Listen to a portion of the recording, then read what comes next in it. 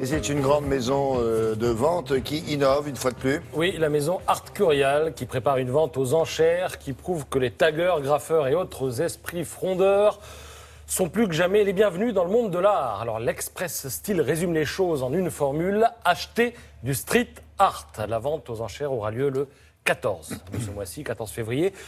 Tout ce qui est mis en vente sera exposé dès le 11 chez Artcurial, qui se targue de ne pas faire n'importe quoi, car il y a toujours un débat avec le street art. Le street art, par définition, ça se passe dans la rue, mais on ne va pas découper des morceaux de mur ou des bouts de trottoir, ni même un bout d'affiche à moitié arraché, piqué sur un mur, non. Tout ce qui sera proposé lors de cette vente a été réalisé en atelier, certifie Arnaud Oliveux, le patron du département art urbain d'Artcurial. Alors le street art, il en est évidemment abondamment question dans cette nouvelle revue. Le titre est sans ambiguïté. On y voit comment l'attentat contre Charlie a pu influer sur notre paysage urbain. Regardez, une Marianne qui pleure, une Marianne qui saigne, pleine de gravité et pléthore de détournements. Par exemple, le passage Sainte-Anne, rebaptisé à Paris place de la liberté d'expression. En plus, le panneau est maculé de peinture rouge. Vous avez la rue Charles, détournée, facile, en rue Charlie, et la place Garibaldi, transformée en place Charlie Baldi.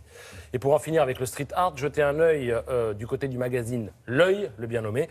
On y retrouve quelques œuvres du pape du street art, Banksy, au moment où sort d'ailleurs le film de Steve Jobs, ça tombe bien. Et on y découvre aussi alors je mets des guillemets, le travail de Zevs, qui a entrepris, c'est un Français, il a entrepris de réaliser une série intitulée Liquidated Logos. C'est-à-dire qu'il s'attaque aux grandes marques en faisant ruisseler de la gouache sous leur logo. Son truc, c'est de saboter en quelque sorte les signes de la culture marchande. Ah bah, alors, ils vont être contents chez... Oui, j'allais dire on n'aime pas, mais en tout cas, voilà, ça existe. À vous de voir. Il en a fait d'autres aussi connus Écoutez, je n'ai vu que celui-là, mais ça marche.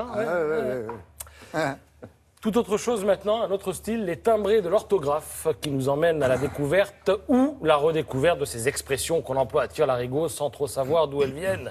Et toutes celles qui sont recensées dans le magazine ce mois-ci ont en commun de provenir des tréfonds de la mythologie et de l'Antiquité. Alors, le talon d'Achille, l'âge d'or de quelque chose, c'est Byzance, voué aux gémonies, etc., etc., être d'un calme olympien. Le talon d'Achille, c'est la faiblesse, la faille de quelqu'un. Alors Achille, valeureux héros de la guerre de Troie, il fut tué par une flèche empoisonnée qui s'était plantée dans son talon. Le seul endroit vulnérable de son corps. Mais vous allez me dire pourquoi vulnérable du talon et pas du cœur, de la tête, des yeux. Trempé Ouais, William, c'est tout. Moi, je m'en vais, ça sert à rien. Et Grégoire me demande quand même des précisions, je vais lui en donner. Sa mère l'avait rendu immortel en le trempant dans les eaux du fleuve des enfers. Mais elle ne l'a pas lâché non plus, fatale erreur, en tenant le nouveau-né par le talon. Donc le talon n'était pas immunisé. C'est comme quand vous payez une pièce. Après, à un moment, vous êtes coincé. C'est toujours pareil. Ben là, c'est pareil. Le nez par le talon, puis la sortie de là, pas de peau. Eh oui. Alors, c'est Byzance. Là encore, une expression consacrée pour dire l'étonnement, l'admiration devant l'opulence. Alors, Byzance est devenu Constantinople, devenu ensuite Istanbul. C'est situé à l'entrée du Bosphore. Et alors, à cet endroit, on pouvait contrôler le commerce avec la mer Noire. Mais du coup, beaucoup de peuples se sont disputés cet endroit où il y a eu pas mal d'atrocités. Donc, d'un point de vue historique, la formule « c'est Byzance » pour exprimer quelque chose de positif n'est pas si évidente que ça, d'où l'autre explication. L'expression pourrait venir de l'argot des comédiens et d'une réplique extraite d'une pièce de théâtre. Quel luxe, quel stupre, mais c'est Byzance. Sauf qu'on ne connaît pas le nom de la pièce, ni le nom du gars qui a prononcé ça. Bref, prononcé ça, donc le mystère byzantin, si je puis dire, persiste. Pour finir, 13h15 cet après-midi, France-Italie. Grégoire est au courant.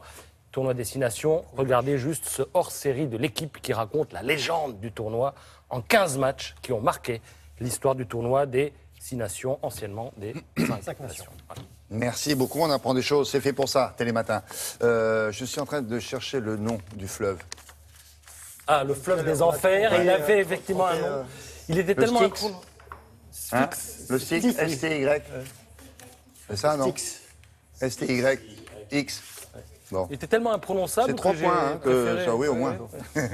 Merci beaucoup. Oui, STYX. Ce week-end, à l'initiative du Conseil supérieur de l'audiovisuel, le sport féminin sera mis à l'honneur, s'il vous plaît, et bien sûr sur France Télévisions, et bien sûr dans Télématin. Et nous allons jouer le jeu en vous faisant découvrir